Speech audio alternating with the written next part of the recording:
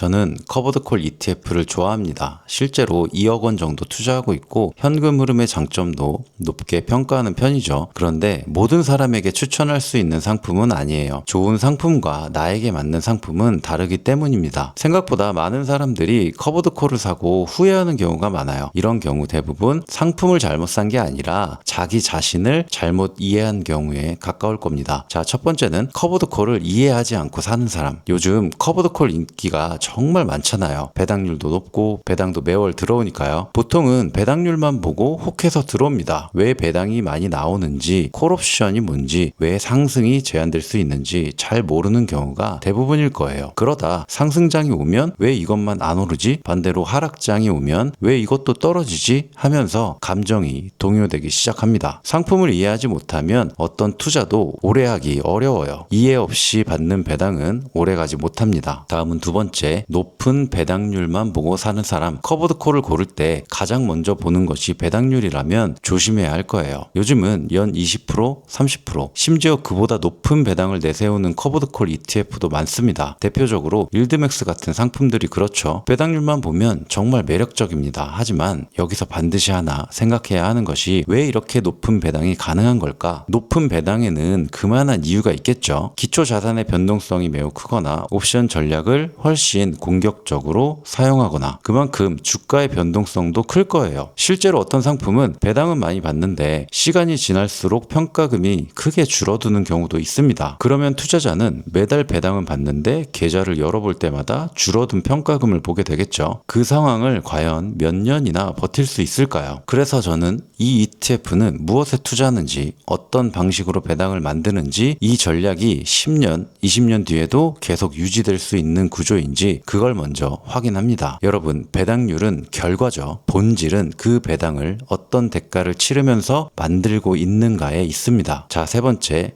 비교하는 사람. QQQ가 오르면 QQQ가 부럽고 비트코인이 오르면 비트코인이 부럽고 성장주가 오르면 성장주가 부럽습니다. 그러다가 커버드콜을 보면 답답하죠. 매일 QQQ와 수익률을 비교하고 성장주와 또 비교하고 그러다 결국 성장주로 갈아탑니다. 그리고 하락장이 오면 다시 커버드콜을 찾아요. 이건 상품의 문제가 아니라 성향의 문제라고 봐요. 사람들은 수익률을 비교합니다. QQQ가 얼마나 올랐는지, 커버드콜이 얼마나 올랐는지. 그런데 그 수익률을 얻기 위해 감당했던 온갖 스트레스는 비교하지 않아요. 중간에 얼마나 큰 하락을 견뎠는지, 얼마나 불안했는지, 얼마나 흔들렸는지는 보지 않는 거죠. 그래서 남의 계좌는 늘 좋아 보입니다. 네 번째, 배당금을 받아도 행복하지 않은 사람. 어떤 사람은 월에 50만 원만 배당이 들어와도 행복해요. 통장에 현금이 들어오는 것 자체가 만족스럽습니다. 그런데 어떤 사람은 배당 100만 원보다 평가금 1000만 원 상승이 더 행복할 거예요. 행복의 기준이 다른 겁니다. 그 사람은 성장주 투자자에 더 가까운 사람인 거죠. 커버드콜이 나쁜 게 아니라 그냥 본인과 맞지 않는 거예요. 다섯 번째, 하락장을 버티지 못하는 사람. 많은 사람들이 잘못 알고 있는 게 커버드콜은 방어력이 좋다. 커버드콜은 덜 떨어진다. 그런데 커버드콜도 생각보다 많이 빠질 수 있습니다. 배당이 나온다고 해서 마이너스가 안 되는 건 아니에요.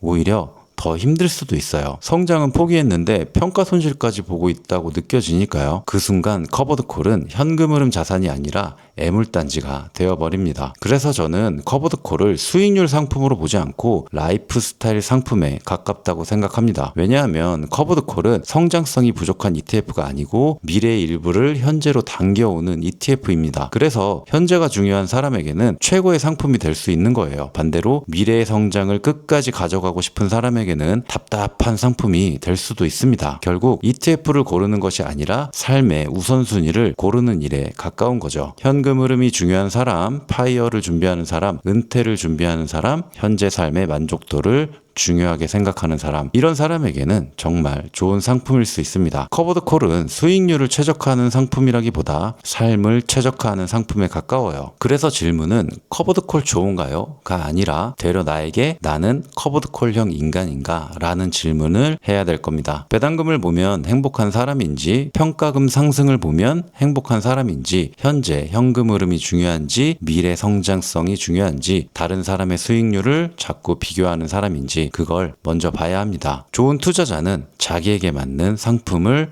잘 찾는 사람이라고 생각합니다. 커버드 콜의 가장 큰 적은 하락장도 비교도 아닙니다. 자기 투자의 목적을 잊어버리는 순간일 거예요.